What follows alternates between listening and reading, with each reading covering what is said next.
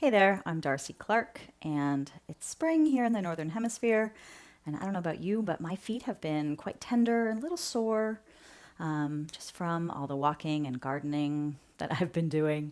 So I thought I'd teach today a session for the feet in particular. So let's start with a massage for the feet using a ball. So have a ball that's about tennis ball sized. You could use a tennis ball. You could use a yoga tune-up ball, a melt method ball, a rubber bouncy ball that you got at the dollar store, anything like that. You just don't want it to be super hard. You want it to have a bit of give, okay? This is not supposed to be like torturous for the feet. You want it to, yeah, feel good. All right. Another couple things you might like is a chair, a couple yoga blocks, or even better, stairs in your house. And a stool might also come in handy. Okay? So we're going to use our ball underneath one of our feet. So you can do this standing up, just place the ball under your foot and start to roll around on it. Now, of course, we are using our other leg as support and stability, so it's going to tire a little bit.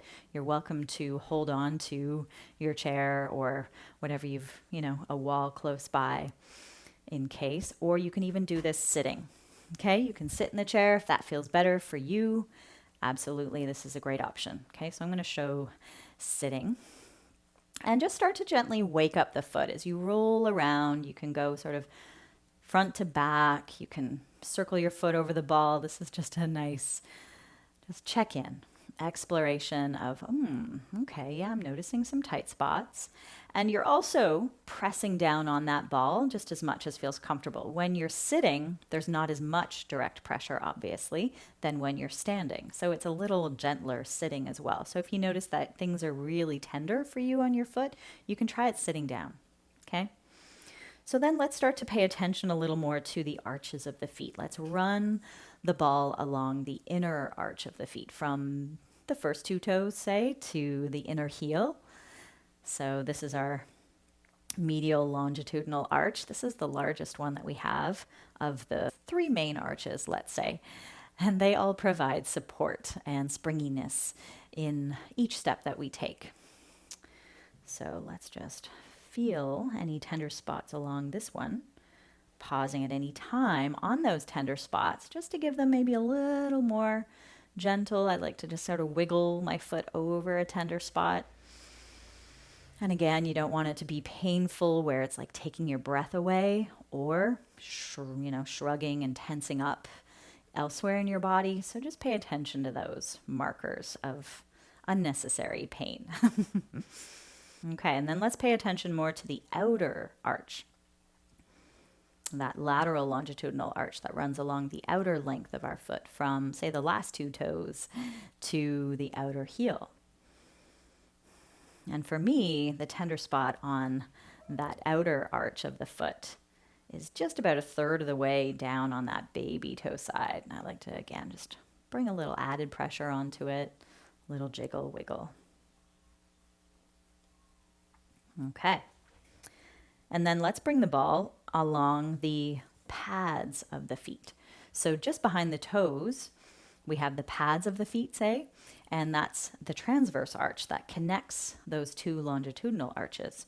So with this one, you can have your heel down and just sort of pivot on your heel to turn knee and toes in, knee and toes out, so that you're ending up moving from your hip a little bit with that. And you can feel the ball massage into the pads, the metatarsals of the toes. Yeah, and then let's just go along the toes themselves. So bring the ball directly under your toes. And you could either lift the heel or keep the heel on the floor and do more pivots. The idea is to bring the ball side to side. But now see if you can imagine that your ball is trying to get in between each of your toes. Yeah, so you're trying to let the toes themselves just relax over the ball. Sometimes we have a lot of tension in our toes. They might tend to grip a lot and really curl, or maybe they're really straight and kind of rigid. So see if they can relax. Yeah, move over the curves of the ball as it slides under the toes. Okay. And then we can go for a little more of an active stretch. This is going to be where we try to let the big toe point upwards. So I'm going to try to show you the side view.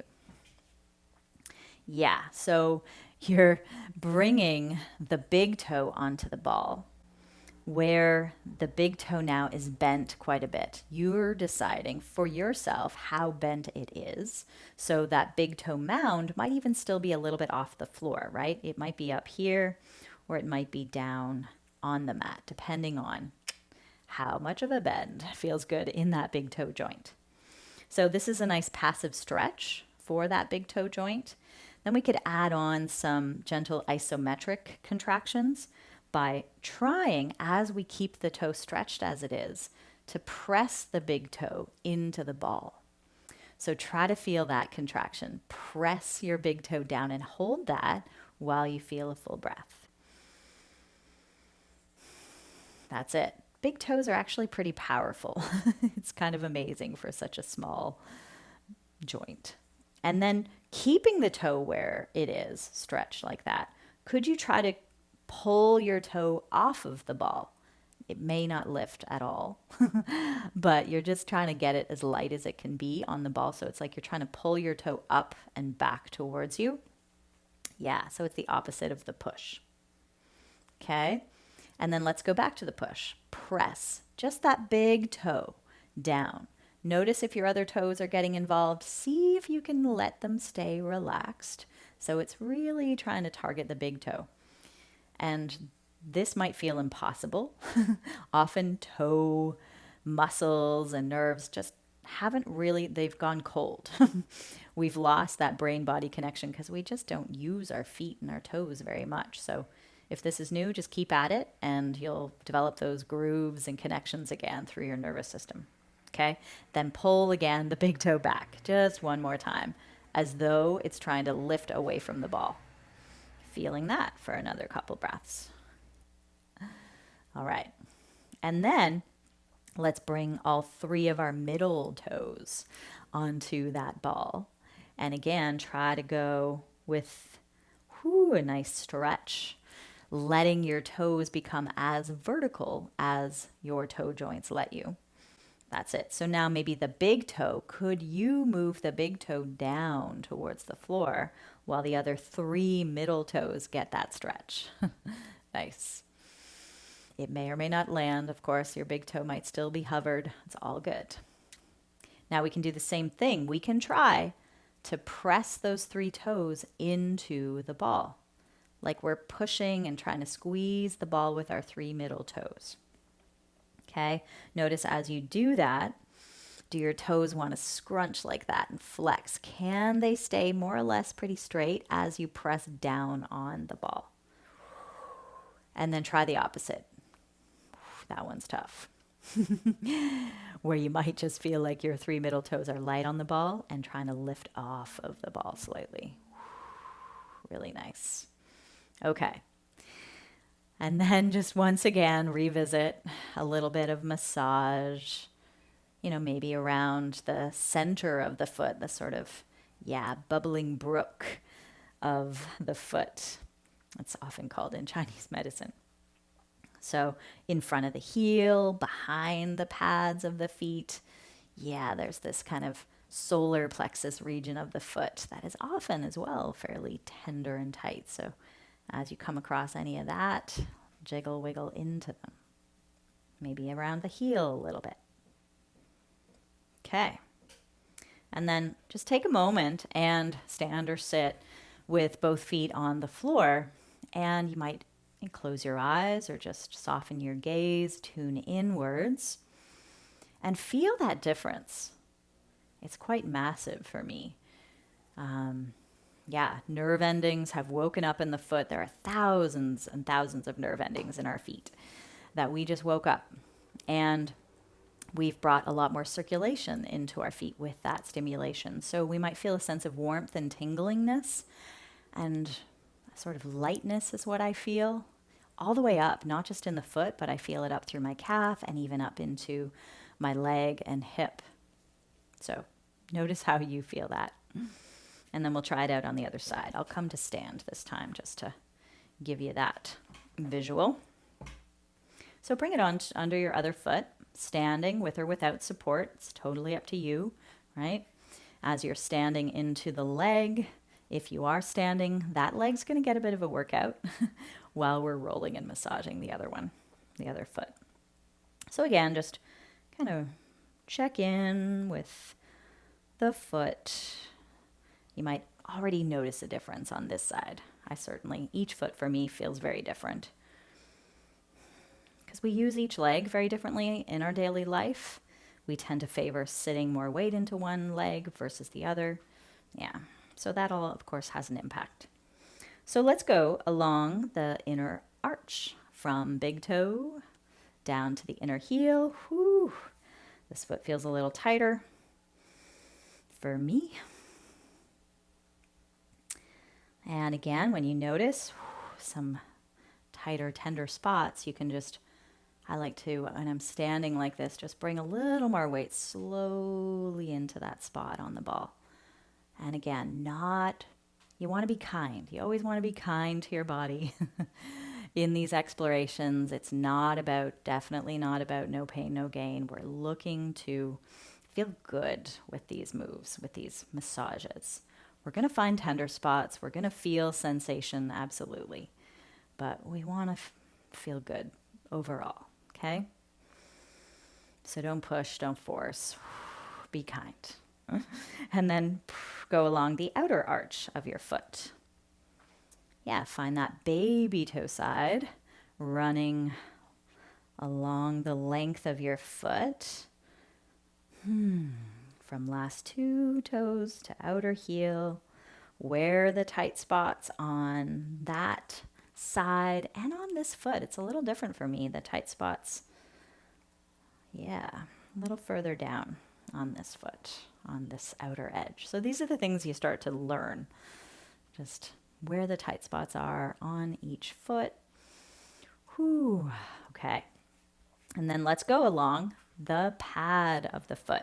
So I like to keep the heel on the floor and just start to rotate, sort of pivot on your heel, turning knee and toes out, knee and toes in.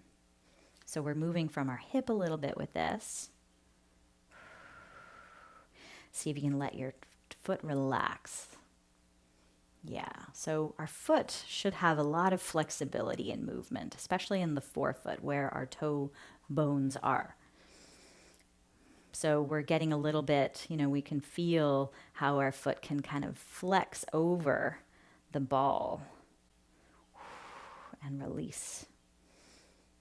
And it's like our ball is trying to get in between our toe bones that run the whole length of our foot, not just at what we call our toes. So bring the ball along the bottoms of your toes. And again, see if you can let your toes relax around the contours of the ball. So you can see that I'm not like pulling my toes up. I'm trying to let them relax. Yeah, so I can imagine that the ball is trying to get in between all my toes, finding a bit of space between the toes. Yeah. Okay, and then we can go where the ball is along the big toe. Yes, and then we can try to enjoy the stretch in that big toe.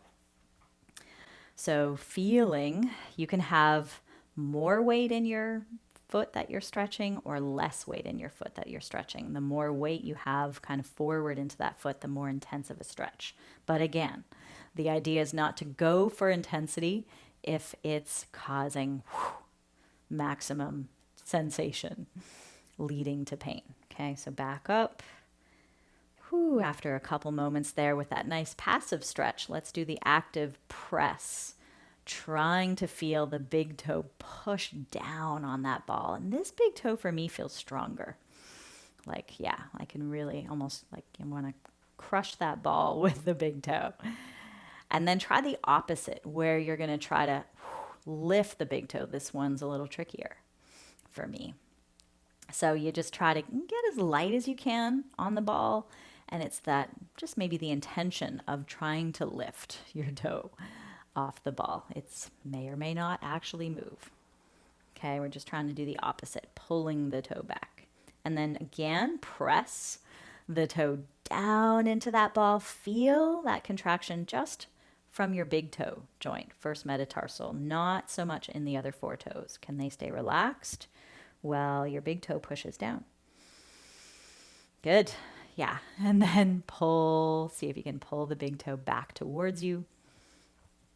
Yeah, things you might notice is like, I notice the hands get involved, or maybe the shoulders shrug, as we're concentrating on these movements through our toes. Okay, now bring the ball under the 3 middle toes. Okay, so you're trying to get those 3 middle toes to be as vertical as your toe joints let you. They might even be, just barely under the tips of the toes, right? Rather than all 3 toes pointing towards the sky. With that, if you have all 3 toes pointing towards the sky, you can try to keep your big toe down on the floor, and it becomes a lovely stretch even more. Okay, nice. Another breath with that. You can try pressing your your 3 middle toes down into that ball. Doing your best not to crunch them and flex them, but keep them long as they press down. And then you can do the opposite. Try to feel all 3 of your middle toes pulling back towards your shin. Definitely feeling it in the standing leg. Yeah, standing is a lot more work with this one than sitting. But, it's like it all is massaging your foot. So it's like at any time as you do this, if your standing leg just starts to burn, have a seat. Okay, go around and just massage around, revisit maybe the center of that foot, that bubbling brook, solar plexus. Nice.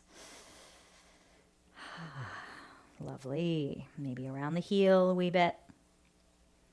Okay. And then just set aside the ball. And once again, stand or sit with both feet on the floor and sense again the change now up through that leg.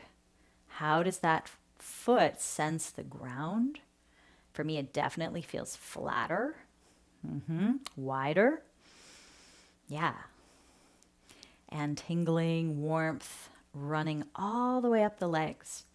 So we're not just affecting our feet when we are massaging and working our feet, we're also affecting everything above our feet. Our ankles, our calves, our knees, our thighs, our hips, all the way up through the spine. Everything's connected in the body.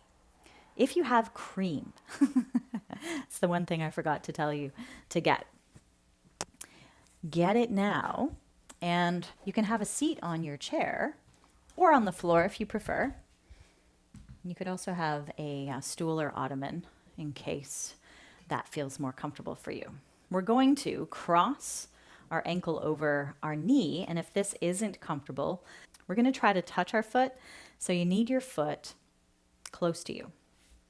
You might be able to bring it on to a stool or an ottoman or, something in front of you or that you can bring beside you if you can't quite bring your foot over your leg. So we're going to try to bring our fingers in between our toes. So, cream might be nice to just make things a little easier. So try first between big toe and second toe. Yeah, and just kind of wiggle around, get your fingers in as much down to the base of those 2 toes where they meet. And then second and third toes. And then third and fourth toes. Try to get your fingers between that. And fourth and fifth toes. Okay? So then, once you've got between each of your individual toes, you could do that more if you're noticing, this is really hard to get the fingers between my toes. Or you could try getting all 4 of your fingers in between all 5 of your toes. Okay? So that might just be like the tips of your fingers. You might be able to bring the whole length of your fingers there. And so, yeah, that's a lot. So get whatever you can between your toes. And then see if you can find this little twisting movement in your foot.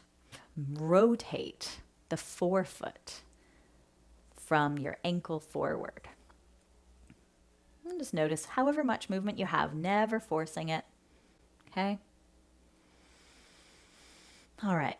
And then just give a little massage. Feel free to rub that cream in along the top of the foot, along the bottom of the foot. Just gentle foot self-massage is always nice. Okay. And then because we tend to be fairly tight in the front, the top of our foot and the front of our ankle. And a lot of that is from the shoes we wear with our heels that are a little higher. And then if you were to place like most of your shoes on the floor, you'd notice that the toes, the front of the shoe lifts up a little bit. So that means our toes and our heels are elevated and the sole of our feet get sort of stretched. And then the top of our foot gets shortened. And so it's kind of always in a bit of a contracted state. So let's do a little movement where we point the toes and sort of pull gently the toes towards you. So there's that lovely stretch through the front of the foot. Now you can see I have a big range of movement in my ankle. Do not expect to have that same range. It's different for everyone, okay? The other way you can do this on the floor, if crossing just doesn't feel great in your hip or knee, you can have your leg in front of you and try to press your toes down, and you might be able to lift your heel. That might also give you a bit of a calf cramp. So find what you can do. You might be able to keep your heel down, press toes, pads of foot into the floor, and that's a lovely stretch as well through the top of the foot, the front of the ankle, okay? And then you can basically, let's do movement between dorsiflexion, where we're pulling our toes back, and sending the heel forward. So that's a nice stretch for the Achilles tendon and up into the calf. You might feel that, right?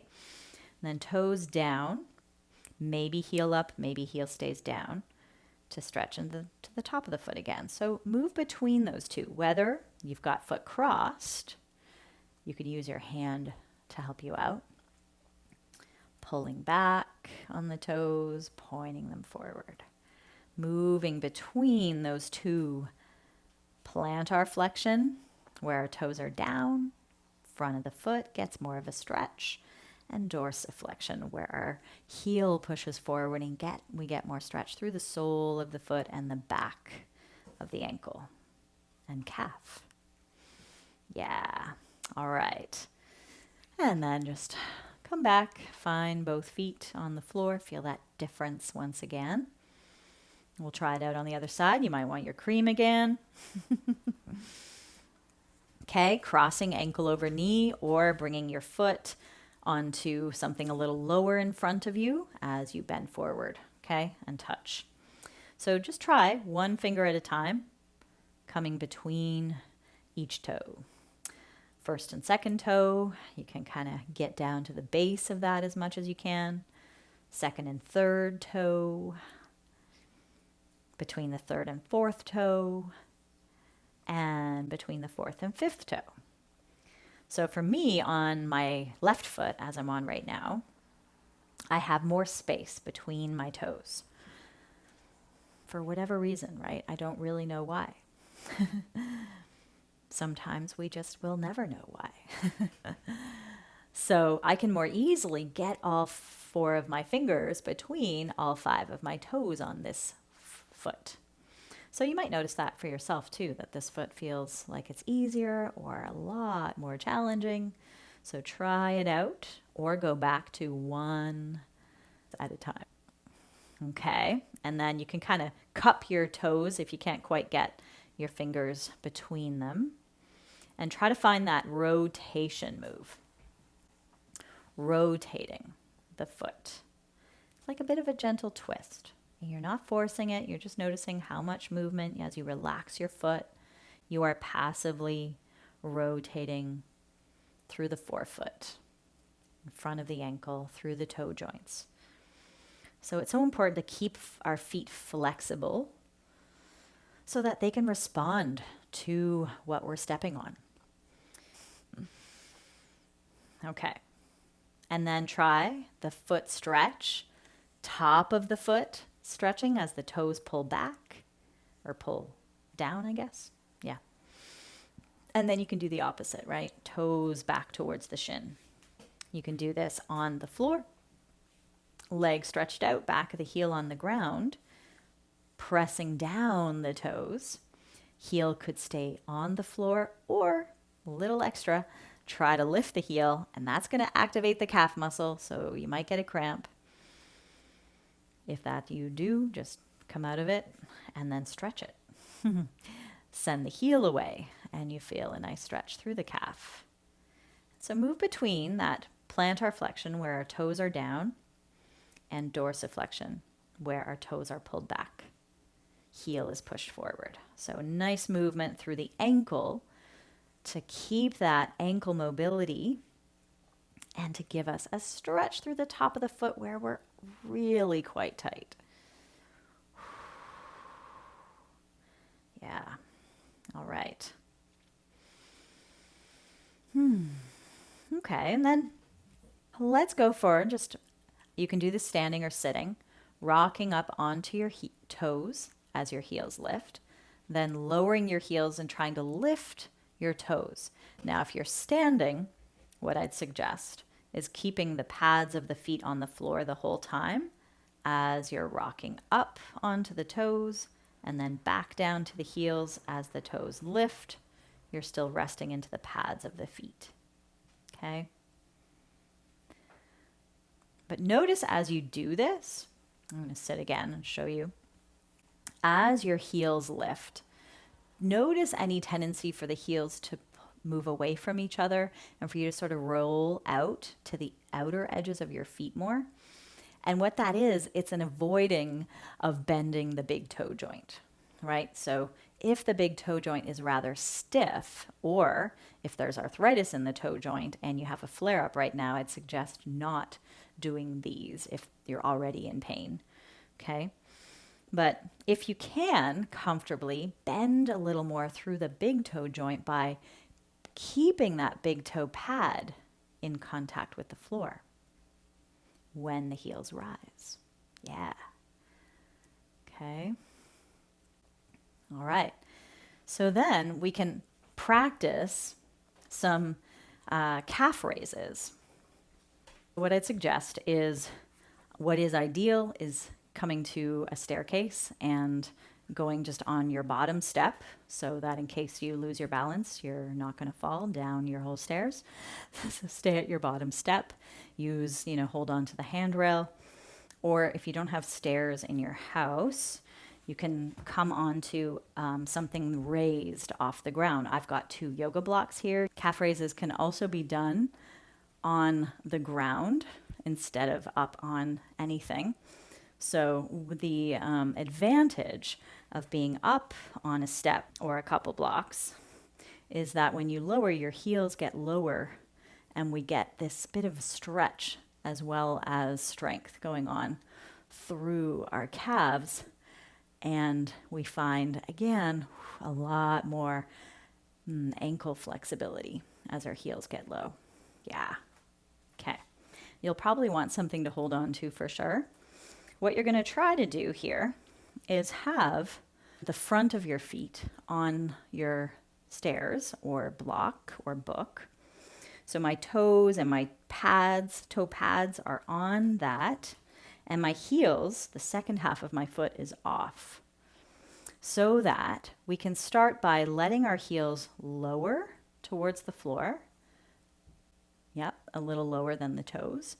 And then we can try pushing down into the pads of our feet as we raise our heels, lowering the heels and raising the heels. We're trying to keep our body going up and down rather than forward and back through the hips, okay?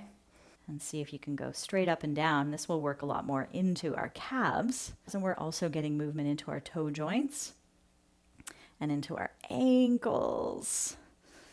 Whoo, really great strengthener for our calves. And don't worry, we will stretch them out with the next moves. So same thing with this. When you're coming up, can you keep resting into those big toe mounds? Notice if the weight rolls out to the outer edges of your feet and if your heels fall wider apart. See if you can prevent that from happening by just imagining both heels kind of pulling in slightly towards each other as you're lifting up.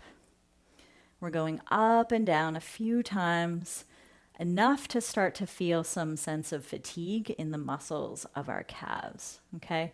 I'm holding onto the wall here. You cannot see my hand, but it is there. So you don't have to be a hero and do this without support, okay? All right, let's come on back down. So that's that. The last one is a really great stretch for the calf, and we'll also get into a little more toe mobility and top of the foot stretch, okay? You can do this from table pose. I'm going to show it to you using the chair because I just really like it this way. And it's accessible, a little more accessible for more people. So we can bend forward and place the hands on the seat of a chair, whether you've got palms flat or holding onto the edges. Just find your, comfortable position there. And then we can stretch one leg back. So as I've stretched the one leg back, my other foot has come a little further forward just to feel this pretty much a lunge shape. So you'll notice a little stretch, maybe a big stretch coming into the calf of that back leg, right? So your heel may or may not be on the floor depending on how tight the calf is and how much ankle mobility you've got, okay? So we can just ease up, like lift the heel a little more, let that front knee bend. That's going to get into our toe joints. And then we can push back through the heel again. So letting the knee bend as we raise the heel, bending through the toe joints again, and then pushing the heel back. And so if it feels good to keep hold of that stretch into the calf, we can stay there for a couple breaths. Whew. Nice. Another full breath there. And then I'd recommend having more weight into your hands and into that right foot or knee if you're in table. And just go a little bit up onto the toes, maybe the tips of them, and then back again through the heel. And then see if you can go flipping your toes. So as you rise up, try to flip your toes, come onto the top of the foot, and then go back down to the heel. Yeah, so this might induce a little bit of cramping. Again, because the sole of our foot isn't used to being curved like this, right? When we go on top of the tops of the toes and our toes end up pointing back, that may induce a cramp because those muscles in your sole of your foot are not used to that position. But it's important to, little by little, get the foot more comfortable with that position. Yeah, it can take time. It takes time, practice. So if you get a cramp at any time, just, come out of it, but that doesn't mean you need to stop. So once your cramp subsides, come back into it and see if you can stay now with the toes pointing back and maybe try to roll your weight across the top of the foot because we tend to kind of avoid the tight spots. And, for me, the tight spot is more when I have my weight on the big toe rather than out towards baby toe. But it could be different for you. So this is why we go exploring. Little side to side move, and you might pause where you're noticing that lovely stretch in the place you need it. Woo, okay. And then let that go. If you're in table, you could take a moment in child's pose if you want, or just come up to standing if you're using the chair. So I'll show this side from table pose, so feel free to have extra padding under the knees. So we can stretch the one leg back. If you're on using the chair, your other foot might step further forward, and we can just push back through that right heel. If you're in a more of a standing lunge with your hands on the chair, that heel might be a little closer to the floor than it is for me here. And then you can try just letting that back knee bend, coming onto the toes a little more, And then straightening through that back leg to press again, heel back. Okay, so a little movement through the toe joints and the ankle, getting a sense of how this calf feels. It's a little tighter for me. And then we can hold that stretch and feel the breath move into it. Here too, you might pay attention to where the weight is in your foot. You know, is it out to that baby toe side? Is it into the big toe side? And that's going to feel a little different in the calf depending on where the weight is in your foot. Okay. And then go back and forth, basically more or less keeping your knee straight, moving a little more through toe joints and ankle. Yeah, coming towards the tips of them. And then you can try to come all the way forward till the toes flip and then go back again. Toes curl under as the heel pushes back. Toes point back as the heel comes forward. This may be a ton of sensation. And then you can try, I say, to keep the top of the foot on the floor, toes pointing back. And again, too, this foot, maybe it's cramping a bit. You do what you need to do to let that cramp subside, stretch it out. But just try to come back to it, ease your way across the top of the foot, out to baby toe, in towards big toe. We are stretching into the top of the foot, which is, again, often shortened from the shoes we wear. Unless we give it this TLC that we're doing right now. Okay. I think we did it. Okay.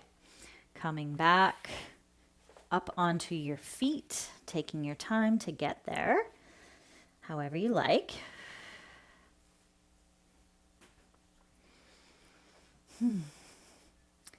All right, and there you have it. The more attention and movement you can bring into your toes and your feet, your ankles, your calves, the happier overall your feet are going to be. And yeah, the more you'll be able to do the things you love to do. So I thank you all for joining me today, and I'll see you next time.